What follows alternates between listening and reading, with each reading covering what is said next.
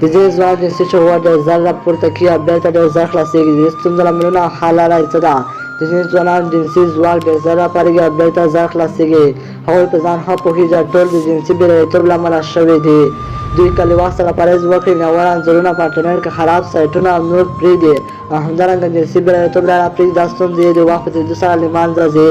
تر ټولو غوره خبره دا ده چې که تاسو د شدید قوت غواړئ، وستا بدن او جنسي ځواک پیاوړي کېدلو لپاره اړین دي. نه ترلاسه کېږي هېڅ خبره نه ده. تاسو له دال لوبیا سره هم ځای شوې انرژي ترلاسه کولی شئ. د جنسي کمزورۍ لپاره درملو اړتیا نشته، بلکې دا درمل ستاسو ته ستونزه او ناروغۍ زیاتوي. یو ځل بیا هم ټینګار کوم چې جنسي کمزوري کومه ځانګړې مدني ناروغي نه ده.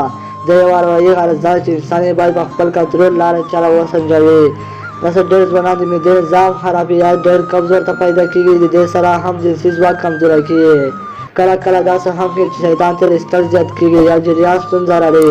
معنا ده چې ځان پوه نه وي، معنی ترې خارجېږي.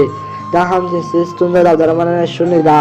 ډېر ځوانان ضربي ناروغي لري، هغوی که په په حسابو درملو وخوري هرومرو ورته جنسي کمزوري پیدا کېږي. خو ډاکټران باید هغوی وپوهوي چې دا ستونزه یې تل لپاره نه وي. دا هم اړینه ده چې باید دوا انتخاب غیر مسلکي کسانو لخوا ورته ونه شي. ځینې ځوانان یو بل ته وایي پلاني دوا وخوره، پلاني هم دا ناروغي لرله، ورسره روغ رمټ شه. داسې بیخي ونه کړئ، بلکې تل مسلکي ډاکټرانو سره مشوره کوئ. صحي تدابیر دا ده چې هر قسم طاقتناکه شیان وخورئ. د زر خلاصېدو لاملونه: په 100 کې 95 نارینه‌وو کومه ځانګړې اختیاري ستونزه نه لري، خو بیا هم لاندې ټکي د زر خلاصېدو لامل کېدای شي. غوړ په ځوانۍ کې موټک وهل یا په خپل ځان خرڅول د زګیرا د خلاصېدو سبب ګرځي.